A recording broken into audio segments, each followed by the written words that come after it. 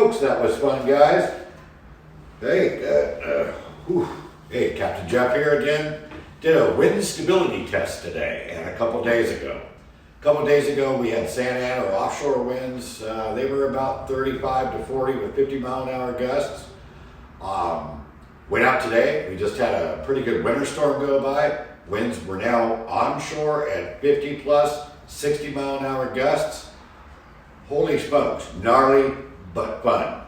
I'll tell you what, this bike is about 110 to 120 pounds lighter than a 125 or a 250 cc dirt bike. So you guys that ride the desert, you get caught in these windstorms, you know it's pretty gnarly. A lot of times you get blown over. So I wanted to do a stability test to see in high winds how this did. Sur-Ron was perfect. It got gnarly. There was a couple times where I almost got blown sideways, but I was really surprised on the stability. You just got to kind of lean into it and get used to where the wind's going. Test was successful. We had offshore winds that were, pretty high and onshore winds.